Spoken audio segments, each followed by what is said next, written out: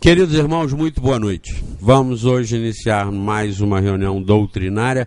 Tivemos nossa Assembleia Geral ainda agora, terminou 6h30 mais ou menos, e agora nós vamos completar as atividades do dia com a nossa reunião de estudos, né? Muito boa noite para todos. Vamos fazer a nossa prece e passar para a nossa irmã Sueli.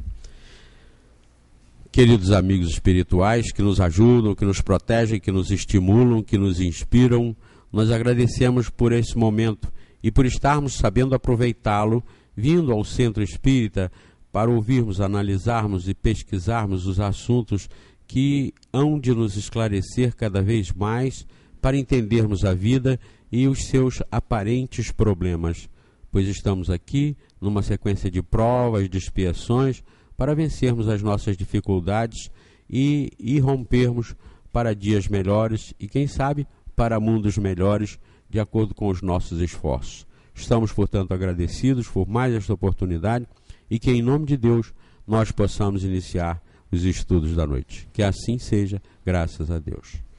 E com vocês, Sueli Machado.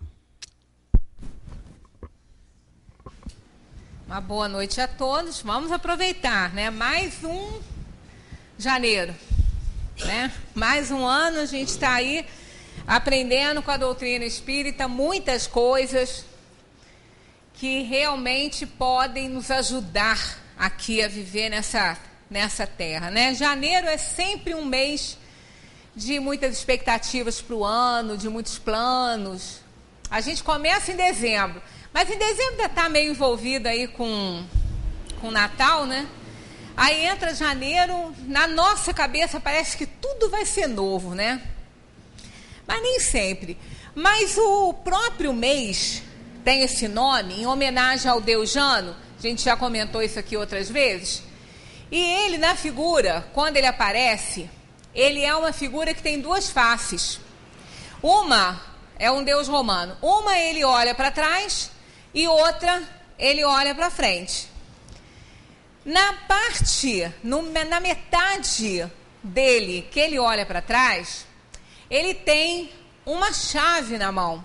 E na outra metade, que ele olha para frente, ele tem uma varinha de condão. Como se estivesse nos chamando aí a novas perspectivas e a novas realizações. Como se ele estivesse nos chamando para examinar o ano que finda e fazer melhor o ano que se inicia. Por isso que tem a varinha de condão, como se fosse aí uma mágica, né? Fazer melhor o ano que está começando. A gente sempre deseja melhorar. Nós estamos no mundo para isso. Nunca fomos melhores do que somos hoje. Nunca estivemos melhor, né, do que estamos hoje. Ah, mas eu já tive melhor. Não, algumas situações, mas não o estágio evolutivo. Esse não. Algumas situações, pode ser uma situação financeira, uma situação de saúde ou doença, isso a gente até pode ter estado melhor na atual encarnação aqui, que a gente lembrando. Agora, na evolução moral, não, porque aí seria regressão. E o espírito não regride. A gente vai aprendendo no dia a dia, tem dia que a gente não aprende, tem dia que a gente aprende mais um pouquinho, tem dia que a gente fica estacionado, mas é assim mesmo. Mas uma situação evolutiva melhor a gente não teve, porque a evolução é uma lei divina e ela não é derrogada. Então a gente sempre tem isso em mente. Evolutivamente nós nunca estivemos melhor do que estamos hoje.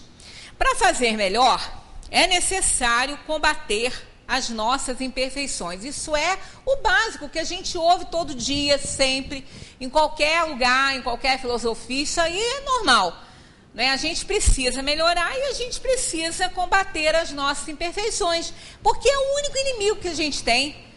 O inimigo maior que a gente tem somos nós mesmos. O nosso inimigo somos nós. É o que a gente carrega dentro da gente, são as nossas inferioridades, paixões, isso tudo atravanca o nosso progresso, né? Impede que a gente evolua. Nesse empenho, há algumas metas básicas para a gente alcançar, sem o que estaremos marcando passo nos caminhos da nossa evolução. Então tem uma listinha aqui, que também já é conhecida da gente, mas que faz muito bem lembrar. Se a gente não precisasse de ficar batendo na mesma tecla, né, seria ótimo, mas a gente precisa. O Evangelho está aí há mais de 2000 anos e a gente não aprendeu quase nada dele, né? Jesus trouxe essa boa nova há mais de 2000 anos e há mais de 2000 anos que a gente está estudando, está vendo, está relembrando e não aprendeu ainda. Mas vamos relembrar alguns itens aqui. Enriquecer a vida é um dos nossos objetivos, né? Sem isso aí a gente marca passo aí no caminho evolutivo. Enriquecer a vida. Para isso, para a gente enriquecer a vida, a gente tem que fazer uma pergunta e responder a gente mesmo. O mundo fica melhor onde nós estamos? Isso depende, né, da nossa situação, porque a gente quer um mundo melhor, mas a gente não colabora tanto para isso muitas vezes. Aí a gente reclama que o problema é a educação. Realmente, é a educação. Mas Cecília Meirelles falou isso e é uma verdade. A educação não melhora o mundo. De jeito nenhum, ela não melhora o mundo. Ela melhora a pessoa e a pessoa educada melhora o mundo. Então é um trabalho muito grande, individual. Então as mudanças têm que começar da parte, né, e não do todo. Estamos mobilizando recursos. Doamos-nos em favor de um bem comum. Então a gente está mobilizando recurso para que a gente possa melhorar o mundo, né, dar a nossa contribuição. Outra meta, crescer para a eternidade.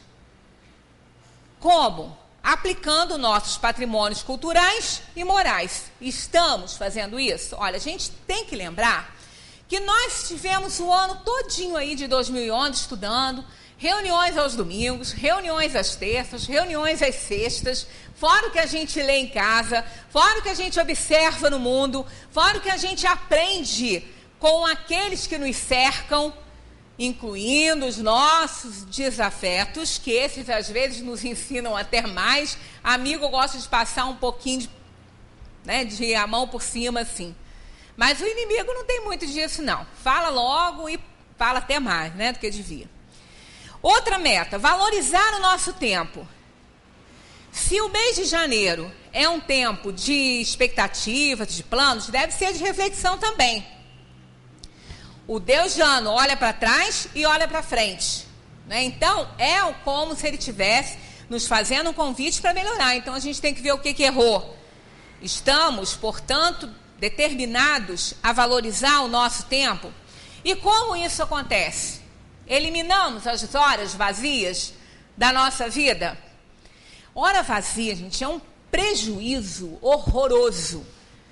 Porque se a gente compra uma coisa, não comprou a coisa bem, não comprou legal, perdeu aquilo, ou não deu certo, fez um negócio, entrou numa sociedade, também não deu certo. Isso tudo é parte material, a gente recupera. Arranja um sócio um pouco melhor, né? A gente vai se recuperando aos poucos. Perdeu bens, a gente tenta recuperar, porque isso é recuperável. Dinheiro é recuperável.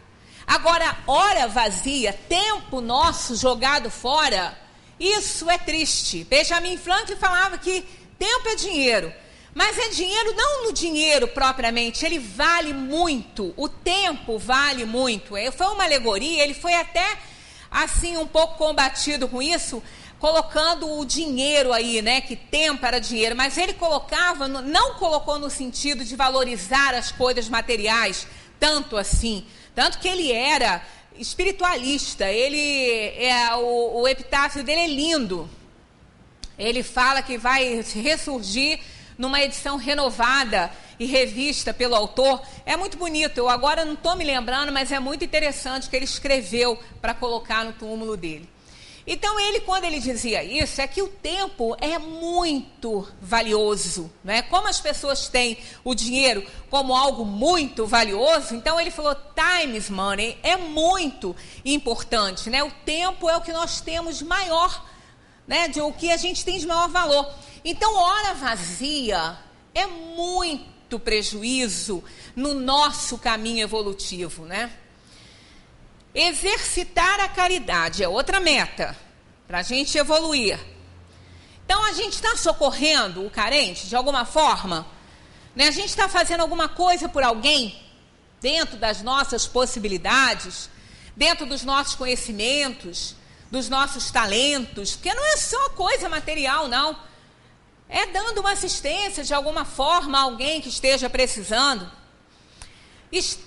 Outra meta que quase todo mundo tem, né? Aliás, todo mundo tem, combater o vício. Vários vícios, né? Às vezes a gente pensa que a gente não tem vício. Todo mundo tem algum, né? Pode não ter um vício muito grave, mas tem um outro. Porque vício é inferioridade da alma. A maledicência é um vício, não é? O alcoolismo é um vício, a gula é outro vício. E o orgulho, a vaidade, isso aí está dentro dessas inferioridades. Agora, nessa luta contra isso, a gente está vencendo esses desafios? A gente está fazendo muito, porque querer a gente quer, mas a gente está fazendo muito para que esse querer realmente se transforme em realidade? Porque Santo Agostinho sempre nos orientou de formas assim muito claras, né? E ele disse, querer só é poder quando existe o saber. Quem sabe pode, quem não sabe não pode, ainda que queira, né? Então, quando existe o saber, aí sim, a gente vai, porque a gente entende, compreende que é necessária a mudança. Outra meta, conquistar as pessoas, né? Fazer menos inimigos, né? Ser mais simpático. Aí vem a pergunta, a gente já aprendeu a sorrir mais um pouquinho? Não é? A gente aprendeu isso, será? Porque tem hora que eu também me assusto quando me olho assim no espelho. Mas que cara fechada é essa? O que é isso? Né? Até eu levo susto. Então, será que a gente aprendeu realmente a sorrir um pouquinho mais? Outra meta a alcançar. Conter a agressividade. Porque de tudo que a gente tem aprendido no Espiritismo é para nos ajudar a vencer essas dificuldades todas, né? Somos agressivos mesmo, é natural no espírito inferior, né, que nós somos. Então, para isso, para combater a agressividade, a gente tem que responder outra pergunta. Convivemos mais pacificamente com as pessoas? Relevamos mais? Toleramos mais? Compreendemos mais um pouquinho? Outra meta a alcançar, enfrentar as dificuldades com energia, né? Enfrentar a dificuldade com energia. Às vezes falar, enfrentar, encarar de frente. Eu nunca vi ninguém não encarar de frente, né? Porque enfrentar, encarar só pode ser de frente, né? Agora, com energia, com entusiasmo, aí já é outra história, né? Mas aí, para isso, a gente precisa responder uma outra pergunta importantíssima na nossa caminhada evolutiva. Estamos mais confiantes em Deus? Ou ainda estamos nos achando muito injustiçados? Não é? Porque para a gente enfrentar as dificuldades, a gente tem que confiar em Deus. A fé é muito importante nessa hora. Não a fé cega, mas aquela que raciocinada não se abala nem com as descobertas, né? Porque fé é aquela capaz de encarar, Kardec já falou, face a face à razão, todas as épocas da humanidade. Então não importam as descobertas, o que vem, porque ela encara isso. Porque a fé raciocinada não diz que não vai acontecer nada com a gente, que nós vamos ser felizes para sempre, que nunca vamos enfrentar doença, nem perdas, nada disso. Só mostra que vamos estar sempre acompanhados, assistidos por esse Pai muito amoroso que nos quer muito bem, que somos filhos queridos desse Pai.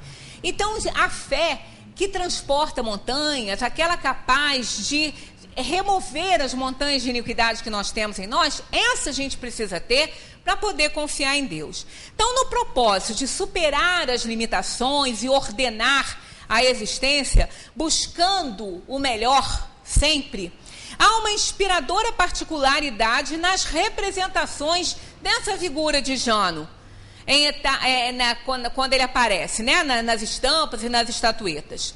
Essa chave, ela significa fechar o passado, superar mágoas, ressentimentos, vícios, mazelas, fechar esse passado.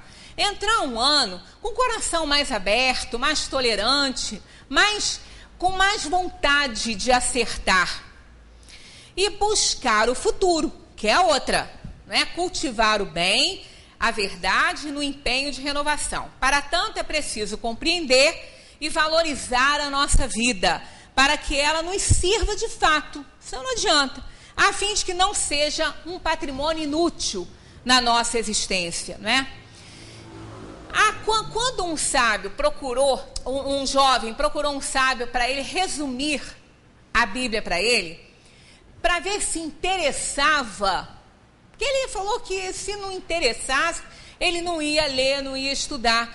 Aí ele falou que muito mais rápido do que ele pudesse imaginar, ele responderia aquilo para ele. Aí ele mandou que ele se colocasse num pezinho só, que ele logo ia resumir tudo para ele. Ele não acreditou. Quando ele se colocou a postos, o sábio falou para ele: ama. Só isso, ama. Porque todo o evangelho, toda a boa nova, tudo que nós aprendemos, a doutrina dos espíritos, nos ensina a desenvolver esse sentimento por excelência, que é o amor, que está presente em todos os reinos. A gente já falou sobre isso. Em todos os reinos ele existe. Porque como nós temos a essência do bem, porque nós fomos criados à imagem e semelhança de Deus, então nós temos a essência do bem. Então nós temos a semente desse sentimento maior, que precisa ser cultivado por nós. O amor resume toda a doutrina de Jesus, porque é o sentimento por excelência, e os sentimentos, a gente sempre fala isso, que está escrito no Evangelho, na lei de amor, é o instinto elevado à altura do progresso feito.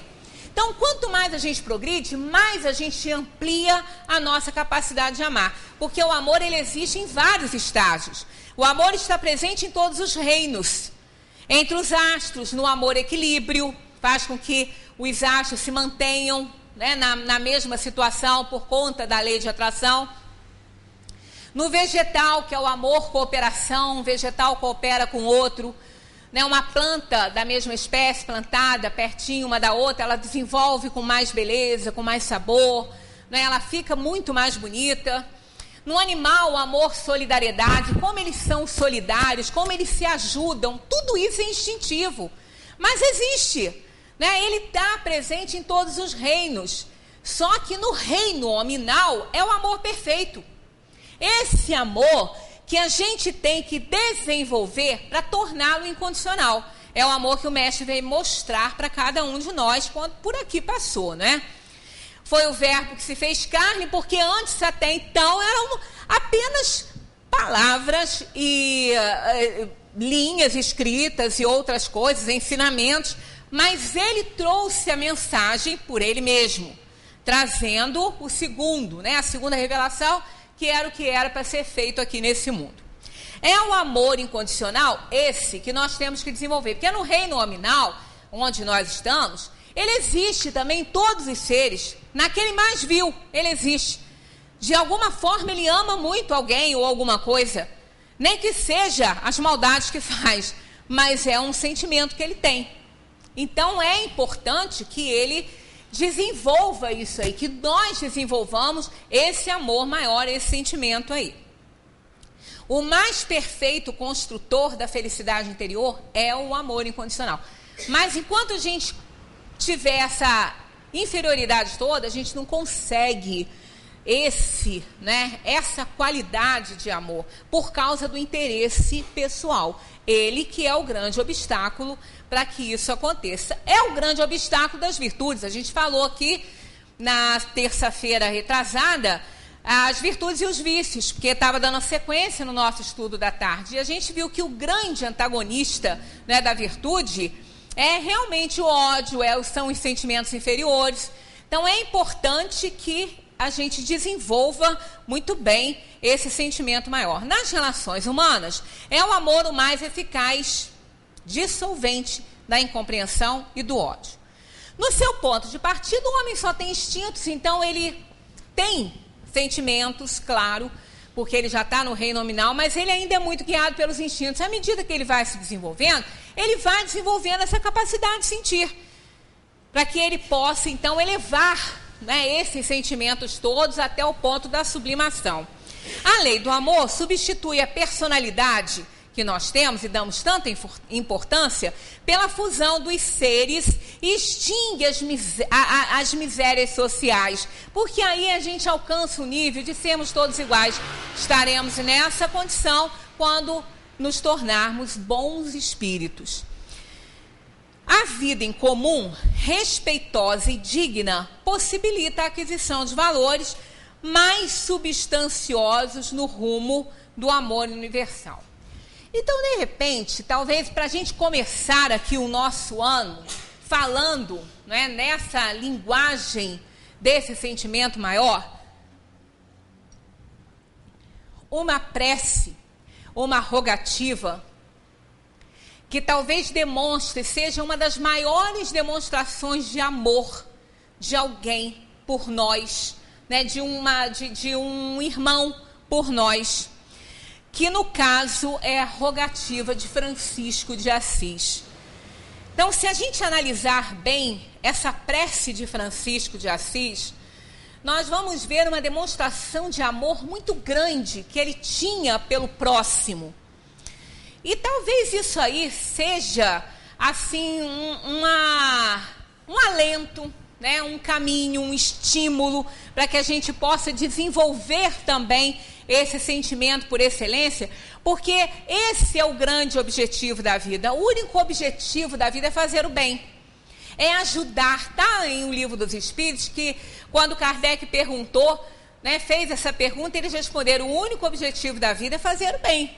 Então, nós estamos nesse mundo para aprendermos a fazer o bem, para sermos pessoas boas, espíritos bons. Nós estamos nessa caminhada aí, para nos tornarmos bons espíritos, na caminhada evolutiva, na linha do aperfeiçoamento. Mas para isso a gente precisa vencer as inferioridades. Enquanto a gente carregar essas mazelas, essas paixões, a gente não consegue vencer os nossos interesses pessoais, as coisas que o mundo nos oferece. Nós ainda somos muito inferiores. Então, a gente não aprendeu ainda que muitas vezes precisamos frear os nossos interesses, passar por cima dos nossos interesses para ajudar alguém. Então, Francisco de Assis, que foi um grande missionário do Cristo, ele, sempre que a gente lê, a gente se sensibiliza com essa rogativa dele, né? Numa demonstração muito grande de amor ao próximo, ele pediu isso a Deus: Senhor, faça de mim um instrumento da vossa paz. Para quê, né? Porque onde houver ódio, ele queria semear o amor. Levar o perdão onde houvesse a injúria. Levar a fé onde houvesse a dúvida. Né? Então, olha quanta ajuda, né? Quanto amor pelo próximo ele tem. Né? E ele pediu a Deus que o ajudasse a fazer esse trabalho. Levar esperança onde houvesse desespero. Levar luz aonde ainda estava a escuridão. Levar alegria onde ainda a tristeza imperava. Então, ele fez uma rogativa, quer dizer, tudo em favor do próximo, ele querendo ajudar o próximo. Aí ele faz um vocativo, né? Ó, Divino Mestre, permita que eu procure tanto ser consolado quanto consolar, ser compreendido quanto compreender.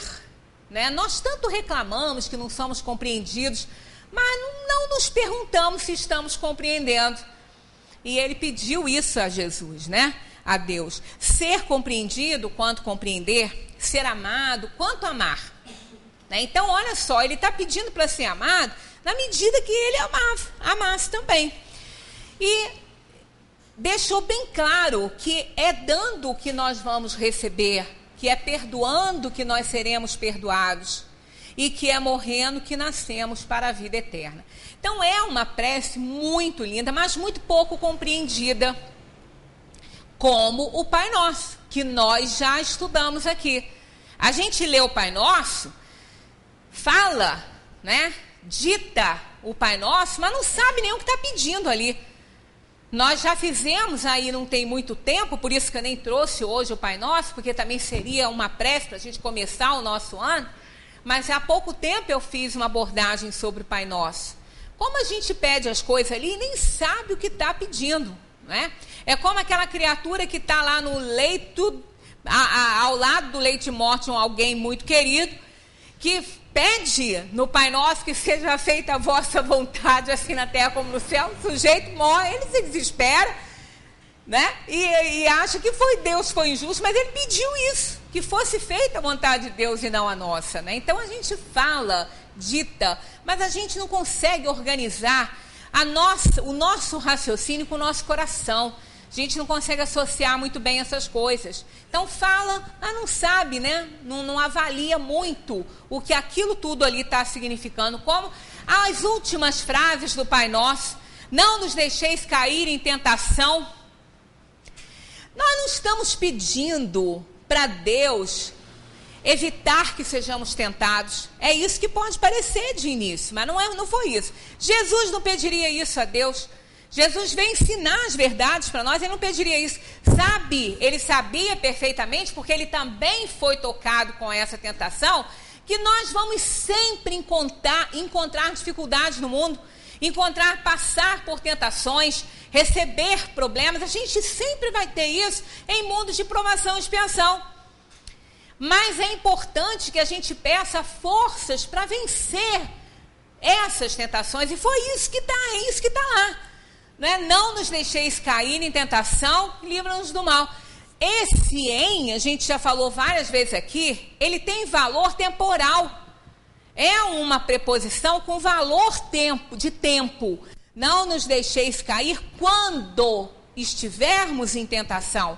Quer dizer, nos ajude a vencer as dificuldades. Então é outra prece que também a gente passa por ela e não consegue compreender, interpretar bem direitinho o que ela quer dizer. Como essa prece aqui, né, essa rogativa de São Francisco. Inicialmente, Assis pede: Senhor, fazei de mim instrumento da vossa paz. Ele está pedindo. E quando a gente está rogando isso? Francisco de Assis pede que Deus permita que ele possa levar essas bênçãos a todos nós que nos encontramos ávidos por elas. O que implica estejamos aptos a recebê-las. Porque a gente tem que estar. É como aquela pessoa que está precisando muito de ajuda, mas não está apta a receber ajuda. A gente tenta ajudar e a pessoa não recebe. Né? Então a gente não consegue fazer tudo por ela. É o dever moral que tem início e que tem fim, que também está escrito no Evangelho segundo o Espiritismo. Né? O dever moral com outra pessoa, ele tem início e tem fim. Tem início quando nós ameaçamos a felicidade de alguém. E ele termina quando não gostaríamos que ninguém transpusesse com relação a nós. Então é aquele momento em que a pessoa não está preparada para receber ajuda, ela não quer. Então a gente tem que ajudar de uma outra forma e não literalmente, né? E não ostensivamente, porque ela não quer, ela não está preparada para isso. Ou então, o pedido de Assis é no sentido de sermos instrumentos de Deus para levar essas bênçãos, o que implicaria reunirmos as virtudes que nos habilite a pensar em amor e semear esse amor. Porque quando Assis faz a rogativa, ele faz em nome dele. E quando nós fazemos? E quando a pessoa que adora acha tão bonita essa prece e ora essa prece, o que ela fala? Senhor, fazei de mim instrumento da vossa paz. É o que nós estamos pedindo. Assis pediu e nos ensinou a pedir. Mas aí, né, a pedir isso a Deus. Ninguém pode dar aquilo que não tem. Ninguém pode doar o que não tem. Então vamos pensar. 1 ano, 2 anos, 3 anos, quantos anos nós estamos aqui frequentando essa casa? Antes dessa, quem sabe, abraçamos outras filosofias. Há quanto tempo a gente vem estudando? Há quanto tempo a gente vem se dedicando ao estudo, né, do Evangelho, da Boa Nova, não importando a religião que esteja passando isso, né? As verdades do universo são verdades em toda a filosofia, em qualquer religião, mas há quanto tempo? Aqui na nossa casa, né? Quanto tempo? 1 ano é muita coisa. Vamos contar 1 ano. Conta aí 3 reuniões, 3 tempos, 60, são 6 vezes 3, 18, são 180 minutos por semana. É muita coisa. Fora o que a gente estuda em casa. Para aprender a desenvolver o sentimento. Então, a gente tem que avaliar se realmente nós estamos fazendo bastante com o que a gente está recebendo. E essa rogativa de Assis nos ajuda a fazer essa reflexão. Quando ele disse inicialmente, Senhor, fazei-me instrumento de vossa paz, e quando nós ditamos essa prece, nós fazemos isso, nós pedimos isso, aí vem a questão, estamos dispostos a abandonar a nossa tirania, o espírito bélico que a gente ainda carrega, para aprender a viver em paz, respeitando os direitos dos outros? Sou pacificador para poder semear a paz como peço para fazer isso? Em minha presença, as pessoas sentem-se mais tranquilas, animadas e felizes? Ou a paz se despede quando eu vou chegando? Porque tem pessoa que quando chega, todo mundo para o que está falando e fica quietinho, porque um A pode ser mal interpretado e gerar um conflito familiar. Né? Então, é uma daquelas metas lá, ó, né, que a gente estava falando antes. Ó. Exercitar a caridade, conquistar as pessoas, conter a agressividade. Em resumo, sustentamos a paz ou impomos a agitação? Essa rogativa de Francisco, ela nos ajuda a fazer essa reflexão. Porque, claro, se nós tivermos tudo isso como ele tinha, e pediu a Deus que ele pudesse levar isso a todos nós, nós não estaríamos nem na terra. Mas essa rogativa é para nos ajudar a fazer a nossa reflexão, para ver em que ponto nós estamos, o que nós já conquistamos com tanto que a gente tem recebido. A outra é o seguinte, onde houver ódio, que eu semeie o amor. Aí vem a questão, né? Tantos exemplos a gente recebeu no mundo de personalidades que vieram para cá, prepostos, né, do Senhor antes dele, depois outros permaneceram aqui como ideais, né, como modelos de perfeição para nós. Vamos lembrar Mahatma Gandhi, que dizia que alguém capaz de realizar a plenitude do amor neutralizará o ódio de milhões de pessoas. Essa era sempre a fala dele.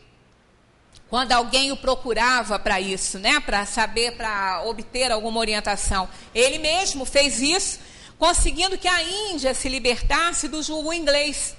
Sem banhos de sangue, ele conseguiu a independência.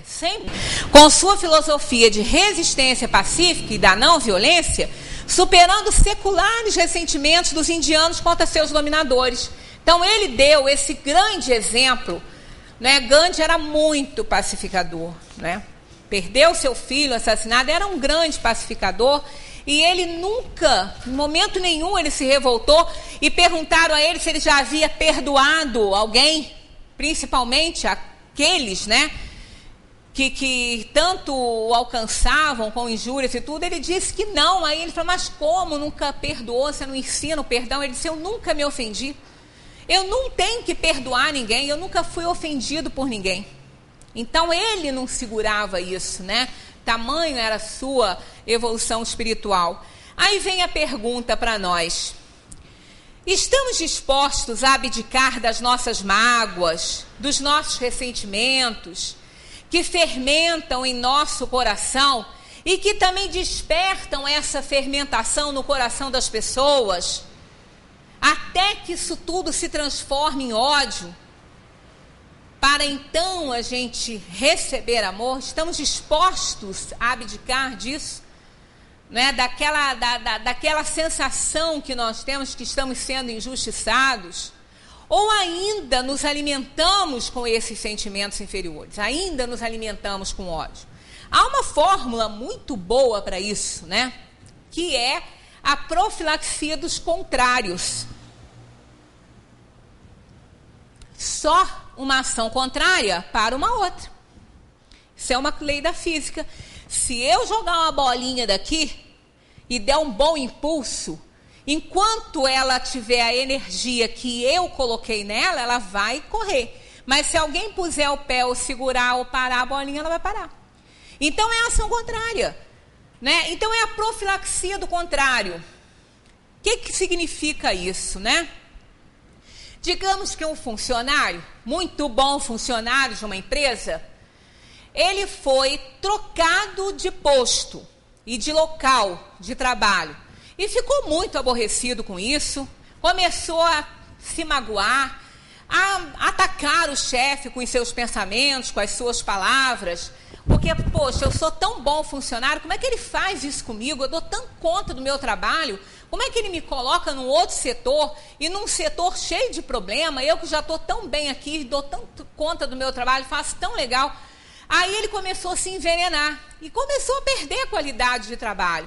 Aí um amigo, que gostava muito dele, disse para ele: fulano, você já pensou que o seu patrão possa ser tão reconhecido do seu trabalho e do seu valor, sabendo que você é um excelente funcionário, que transferiu você de setor porque tem certeza que você vai dar conta dos problemas que estão acontecendo no outro setor? Então é a profilaxia do contrário. Quer dizer, no lugar dele botar fogo, ele colocou o chefe numa condição boa de reconhecimento daquele trabalho, daquele funcionário, e ele então achou que isso era possível e passou a admirar aquele chefe que o transferiu por reconhecimento do seu trabalho, sabendo que no outro setor ele poderia dar conta do que estava acontecendo lá, né? E isso pode ser uma realidade? Claro que pode. Por que não? Pode ser o outro lado? Pode, mas também pode ser esse lado bom. Então a gente sempre tem que ser aquela pessoa, e é isso que a gente tem aprendido, isso nos ajuda a ser mais feliz, a ter realmente uma qualidade de vida melhor. Não ficar botando fogo, acendendo fogueira no problema de ninguém, né? Pelo contrário, nós temos que auxiliar essa pessoa a compreender e a ver o lado bom das coisas. Desarmamos a pessoa que fala mal de alguém, passando a ideia de que o desafeto não tem a mesma opinião ao seu respeito. Isso é outra coisa legal, né? Quando alguém vem ficar falando mal da gente, a gente pode falar: olha, eu conheço fulano, ele não pensa isso de você.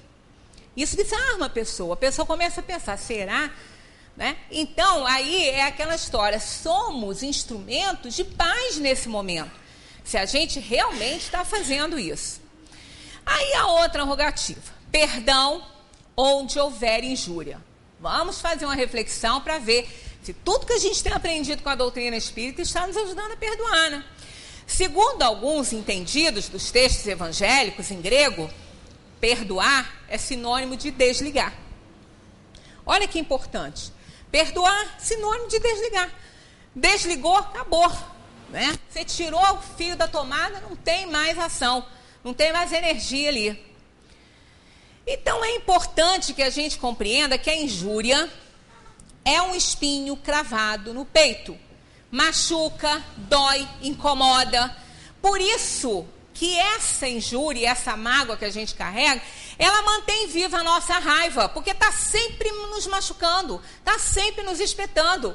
Há um tempo atrás, fizemos uma palestra aqui específica sobre o perdão e vimos que o ato de perdoar é muito mais vantajoso para aquele que está perdoando do que para aquele que está sendo perdoado. Porque o que está sendo perdoado pode nem lembrar mais do fato, não está interessado nisso, não se preocupa com isso, não ocupa sua cabeça com isso. Mas aquele que está magoado, injuriado, esse está ferido. E cada vez que ele lembra, cada vez que ele pensa, é o espinho enterrando mais fundo na sua carne. Então isso é um fato importante, não é? Aí vamos à reflexão que a gente tem que fazer. Quero arrancar esse espinho, livrando-me desse ressentimento, aberto a compreender e a respeitar o limite do outro, pagando mal com bem, ou aplicar eu mesmo a pena de talião. Ou eu vou ficar naquele sentimentozinho de vingança, toda hora lembrando do problema, sendo cada vez mais machucado por aquele problema. Aí a gente fica com raiva daquele que nos feriu e nos magoou, e fica dando oportunidade para que ele continue ferindo e magoando, porque quanto mais a gente pensa, mais o espinho crava, e mais a gente se fere. Ou ainda melhor, não cravo espinhos em meu peito, logo não tenho nada que perdoar, pois não me ofendo com nada que me façam. Aí é Gandhi, né?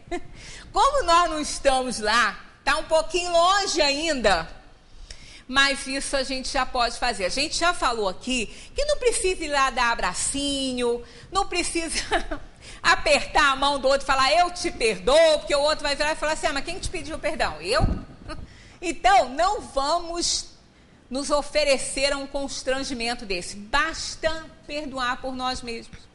Arrancar isso e pensar, fulano fez, se ele fez com conhecimento de causa, não aprendeu ainda, e de repente ele fez e já até se arrependeu, talvez não fizesse de novo, vou esquecer disso, vou desligar, vou tirar o fio da tomada, pronto, né? É a melhor coisa a se fazer.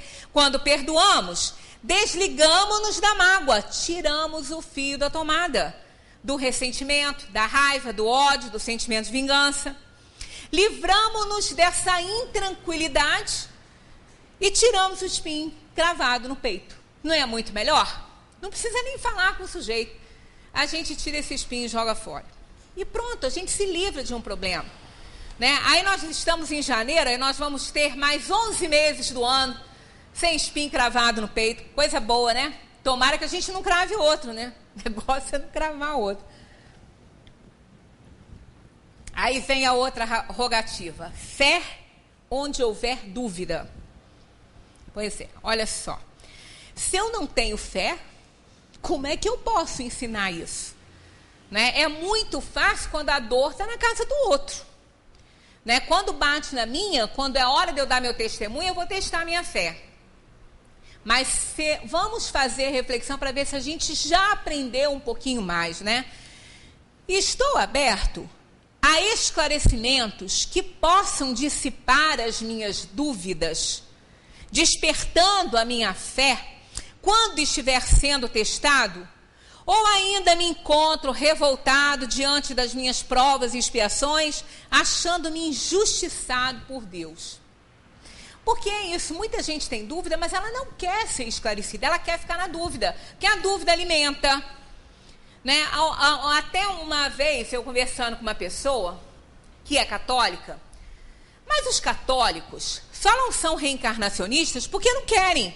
Porque se realmente eles abraçarem a filosofia que eles estudam, eles vão encontrar a reencarnação lá na base. Lá na base. Na escola de Alexandria, ela era ensinada por Orígenes, que era Clemente dessa escola, né? Desse lugar. Então, era ensinada. Eles não vão ser, assim, condenados, porque está lá, os ensinamentos estão lá na base. Então, um católico, se ele quiser estudar a parte reencarnacionista, a reencarnação, ele não vai ser condenado por Deus por isso, não. Mas ele não consegue absorver isso, né? Então, diante de tantos problemas, um católico estava tão revoltado com Deus, aquelas coisas, aí a gente estava no grupinho conversando, eu falei, pois é, eu não estou querendo que você seja reencarnacionista, não, mas, poxa vida, pega esse gancho aí na sua vida, pensa, atualmente, hoje, você está merecendo isso? Hoje, agora, nessa vida, Claro que não, por isso que eu estou revoltado com Deus. Eu falei, então, será que não era hora de você pensar numa dívida passada, que Deus está abençoando você com essa oportunidade de você resgatar nessa vida atual? Ela pensou, falou, sabe uma coisa, eu já pensei nisso, mas só que se eu abraçar essa ideia da reencarnação, eu vou ter que negar tudo que eu acreditei até agora. Prefiro ficar como eu estou. É uma escolha, né? Ninguém vai falar, não, mas não pode. Claro que pode, né? Tudo tem seu tempo, sua hora de acontecer. Tudo tem um tempo, um momento certo para a gente aprender e compreender, né? Então, depende se a pessoa quer ter a sua dúvida esclarecida. É importante isso, né? Então, se estou aberto a esse esclarecimento, ótimo. Mas se não estou, continuo me achando injustiçado aí por Deus com os acontecimentos que têm acontecido aí na vida, né? É necessário uma fé raciocinada que não se abale. Antes, conforte e sustente diante da dor e do sofrimento, né? Essa fé precisa nos sustentar, transformando esse testemunho que a gente dá no momento da nossa dor e do nosso sofrimento numa abençoada oportunidade de reajuste com a vida. Né? Uma outra historinha, uma senhora chegou no centro muito desesperada porque tinha perdido o filho, um filho tinha morrido de causas de doença. Ele morreu de doença, não foi acidente não. Era um estudante de medicina, mas no meio do curso lá ele teve um problema e acabou morrendo. Ela foi muito revoltada e a pessoa que a atendeu, que a recebeu no centro, que ficou conversando com ela, pedindo que ela tivesse fé, confiança em Deus, que as coisas acontecem quando elas têm que acontecer, né? Que esse mundo é só uma passagem, que chegou aquele momento. Aí ela falou, você fala porque você não passou por isso. Aí ela falou, eu passei sim. Eu passei pela mesma dor que você está passando, com 2 filhos, os únicos 2 filhos que eu tinha, morreram num acidente. E, no entanto, a gente está aqui tentando colocar a vida para frente, compreender essa perda, porque é o que a gente tem que fazer. A gente entende que todo mundo tem um tempo aqui nesse mundo, né? Todo mundo tem um tempo para viver, tem um karma para cumprir, tem provações e expiações. Então, a passagem para a dimensão dos espíritos é uma fatalidade aos nossos olhos, mas não é uma fatalidade porque foi uma escolha que o espírito fez quando reencarnou. Tinha um tempo para viver, para resgatar a sua vida aqui, se reajustar com o mundo e partiu daqui. Nada ficou perdido, nada que estudou, nada que aprendeu, porque a vida continua, ia reencarnar e dá continuidade, né, ao desenvolvimento das suas potencialidades. As confirmações da nossa fé sempre acontecem quando nós nos dispomos a servir. A gente sempre recebe uma boa resposta das perguntas que fazemos à vida quando nós nos dispomos a servir. Porque nós vamos encontrar problemas muito mais sérios que o nosso. E aí a gente vai ver que a gente não tem problema, né? Que a gente não tem. A outra rogativa de Assis é esperança onde houver desespero. Esperança, né? A gente vê o mundo, as pessoas, e às vezes também nos vemos tão desesperados em determinadas situações, tão sem esperança em melhoras, né? E a gente fala, não tenho a menor esperança, né, desse mundo. Mário Quintana tem um poema sobre esperança, que é o poema de fim de ano, que é o nome, muito interessante, quando ele fala que em meio ao buzinaço, à alegria, aos fogos, lá em cima, no 12º mês do ano, uma pessoa pula, né? Pula alguém e cai lá na calçada. Eu não estou me lembrando de tudo, mas o poema é bem bonito e é curtinho, podia até ter trazido que eu tenho ele escrito. Aí cai lá na calçada. Aí todas as pessoas apavoradas veem, olham, né? Ela foi até o 12º mês do ano. Aí ela despenca lá de cima e cai lá na calçada. Aí as pessoas se aproximam, inclusive uma pessoa bem velhinha se aproxima. Aí fala, menina, quem é você, menina dos olhos verdes? Aí ela acorda, levanta, se recompõe e fala assim, meu nome é Esperança. Quer dizer, a gente passa 12 meses do ano cheios de problema, cheios disso ou daquilo, reclamando da vida, mas tem um ditado que diz que a esperança é a última que morre. Conversa, ela não morre nunca, porque muda aquele númerozinho, as nossas esperanças se renovam, que as coisas vão melhorar, que as coisas vão dar certo. E se a gente não tiver esse sentimento, realmente a gente não consegue botar a nossa vida para frente. A esperança nos ajuda a resolver, a batalhar, a lutar para as coisas melhorarem. Não é? Então, no 12º mês do ano, parece que morre porque as coisas não deram certo, mas ela se renova no primeiro dia do ano. Porque nós vamos continuar tentando, lutando para a gente conseguir. O otimismo é condição indispensável para que se possa estimular a esperança em alguém ou nas coisas. Pois o pessimista não tem esperança que as coisas possam melhorar. E ele até prefere que não melhore. Porque o pessimista tem o maior medo que melhore e depois piora, ele melhor ficar ruim de uma vez. Que aí ele não leva 2 sustos, né? Então o pessimista parece uma ave agorenta. Tá sempre, mas isso não vai dar certo, isso não vai dar certo. Né? É uma coisa terrível. E se der certo e depois piorar tudo de novo? É um agouro na cabeça da gente, né? Então a gente não pode, a gente tem que ser otimista. O semeador de esperança precisa estar de mãos dadas com a ação. Isso é extremamente importante. Se nós queremos levar esperança para alguém, a gente tem que ajudar essa pessoa naquilo que ela está precisando para que ela tenha a sua esperança renovada. Se a gente só chegar lá e falar, não, fulano, tudo vai melhorar, você vai ver. Não. O sujeito está desempregado, está sem alimento para a família, a família tem alguém doente. Então não adianta a gente chegar lá e falar assim, não, olha, vai melhorar. Você vai conseguir emprego, vai melhorar, pode estar certo, tem esperança. Não vai ter, ele está desesperado. Agora, vê com alguém, se tem alguém que possa dar um empreguinho para ele, não é? Leva um médico amigo, arranja uma consulta para aquela pessoa que está doente, aí leva um alimento, mas chega lá com isso tudo. Chega lá e fala, ó, fulano, eu consegui uma coisinha, uma pontinha de emprego, uma coisinha de nada, mas pelo menos enquanto você está parado. Olha, eu arrumei uma consulta para essa pessoa que está doente, eu trouxe um alimentozinho, quer dizer, tenha esperança que as coisas vão melhorar. Aí a pessoa vê que realmente é possível.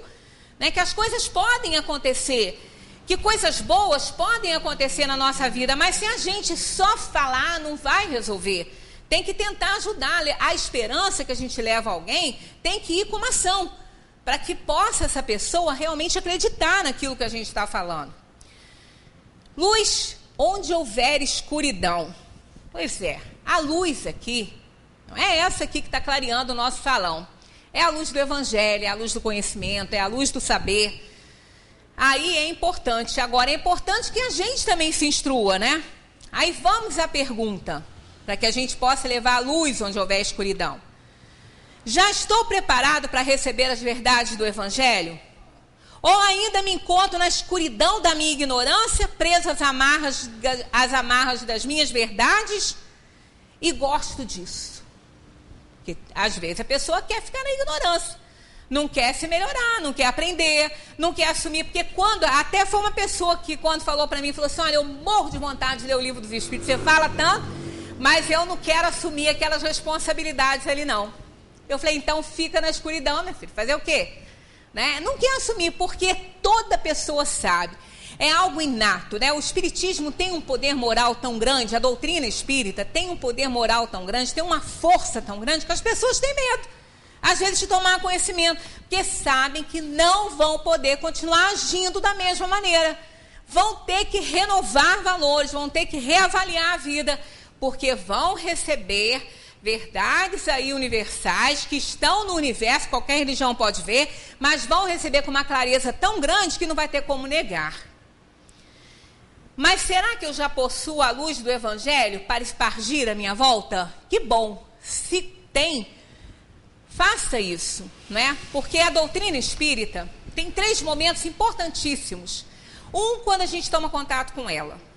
É uma bênção, a gente fica entusiasmado, fica estimulado, cheio de vontade, né? Outra é quando a gente coloca essa verdade na corrente do pensamento para alicerçar nossas ações. Aí nós vamos tentar praticar um pouquinho dela. Aí a gente começa a se dar tão bem, começa as coisas a melhorarem, a ficar tudo mais fácil, porque a gente está começando a entender. Aí o terceiro momento, que talvez seja o mais importante de todos, é quando ela sai da gente. É quando nós a colocamos também ao conhecimento dos outros, quando essas pessoas querem, né? Então, esses três momentos, quando a gente aprende, quando a gente assimila e quando a gente ensina, né? Isso é ótimo, isso é uma bênção na vida da gente. Então, é a luz, né? Onde houver escuridão. Aí vem a outra rogativa: alegria onde houver tristeza. Só possui alegria no coração quem compreende a dor como oportunidade de evolução. A alegria não está vinculada ao bem-estar ou à saúde do corpo, mas sim à compreensão e aceitação da vida, seja como for que ela se apresente. Então aí a gente consegue. Quantas pessoas que a gente vai visitar que estão muito doentes, e essas pessoas não estão chorando nem desesperadas, estão alegres, porque estão compreendendo a função da dor. E algumas falam: poxa vida, depois que eu fiquei doente, eu compreendi tanta coisa que eu não compreendia, que eu estou até abençoando essa doença. Olha que progresso. Então é aquela história: não aprende por bem, aprende por mal. Os que doam incessantemente, amando e servindo o semelhante, aprenderam isso com Francisco de Assis. Aprenderam mais o quê? Que é dando o que a gente recebe. Quando a gente vai oferecer alguma coisa, às vezes, a alguém que está doente, a gente recebe mais do que foi levar. Porque, às vezes, a alegria daquela pessoa, o agradecimento, né? A vida que ela está compreendendo ali ensina muito mais para a gente. É perdoando que nós somos perdoados, porque ninguém consegue, né, perdão de alguém se não sabe perdoar. E é morrendo que a gente nasce para a vida eterna. É morrendo que a gente nasce para a vida eterna. Isso aí vem aquela questão de Paulo de Tarso. A morte é o último inimigo a vencer e mais poderoso, porque aquele que vive para a vida eterna, ele não tem mais que reencarnar em plano de provação e expiação. Então, aquele que reúne isso tudo aqui que a Assis falou, ele está livre dos renascimentos num plano desse. Ele nasceu para a vida eterna. Ele compreendeu, vai sair dessa terra aqui e não vai renascer mais num plano como esse aí, né? É preciso, portanto, isso tudo aí, matar o homem velho que a gente tem dentro de nós, cheio de paixões, para que nasça o homem novo, a que se referia o apóstolo Paulo, capaz de amar incondicionalmente, um ser especial que tem no Evangelho seu guia, o seu alento e a sua felicidade. Esse deve ser o nosso manual agora em 2012, né? Tantas ameaças de tantas coisas, de tantas destruições que a gente está tendo, não importa. Nós somos filhos queridos do Pai, temos uma tarefa a cumprir, temos fé inabalável, que nunca estaremos abandonados à própria sorte, então somos pessoas abençoadas nesse sentido.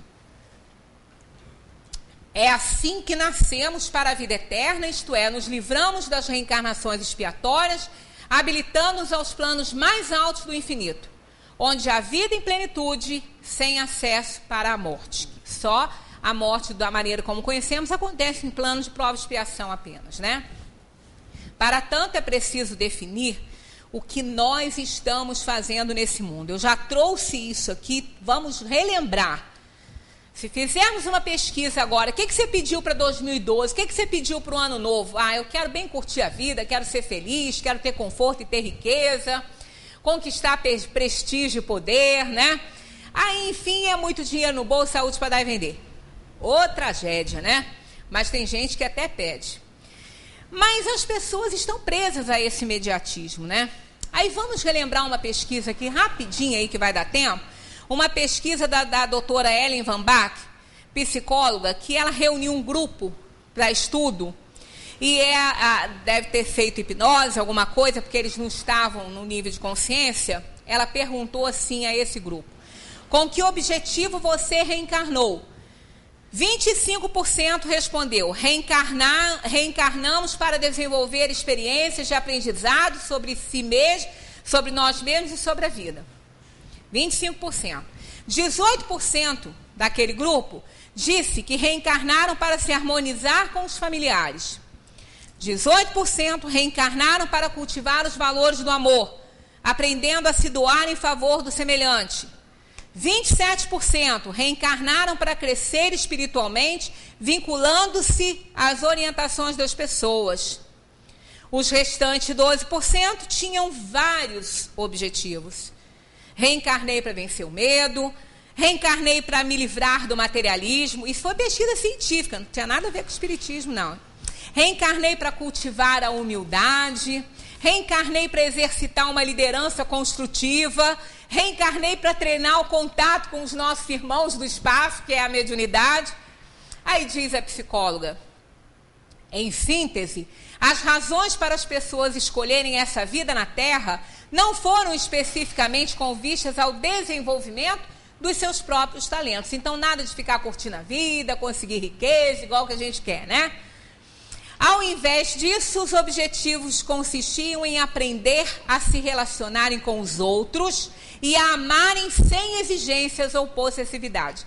E um outro aspecto interessantíssimo, quase todos disseram a mesma coisa, quase todos traziam uma orientação básica para que pudessem cumprir sua programação. Fazer ao semelhante o bem que gostariam de receber dele. Olha aí a essência da Boa Nova, né, do Evangelho. Em resumo, reencarnamos para aprender a amar, para elevar os nossos instintos e transformá-los nesse sentimento por excelência. Então, o amor é o antagonista do egoísmo, do ciúme, do sentimento de posse e outras coisas mais. O amor nos faz viver o desprendimento, a solidariedade, a compaixão, a doação, a renúncia, tudo que nós precisamos para que a gente possa viver em paz. O amor nos ensina a valorizar o que é valorizável, a não nos envolver em mesquinhos interesses imediatistas, a não perder tempo com ninharia, isso tudo é besteira, né? A apreciar o simples e o grandioso como manifestação da sabedoria divina e a encontrar a mensagem de Deus nas obras da criação. Isso aí é o amor que faz, né? E como diz Olavo Bilac, só quem ama ouve e entende as estrelas no seu poema. Um amigo diz, ele escreveu, mas como se tivesse um amigo perguntando. Ora, direis ouvir estrelas, certo perdeste o senso. E eu vos direi, no entanto, que para ouvi-las muita vez desperto e abro as janelas pálido de espanto. E conversamos toda noite, enquanto a Via Láctea com um pálio aberto cintila. E ao vir do sol, saudoso e em pranto, ainda as procuros pelo céu deserto.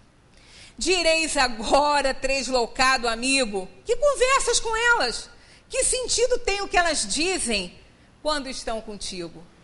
E eu vos direi, amai para entendê-las, pois só quem ama pode ter ouvido capaz de ouvir e de entender estrelas.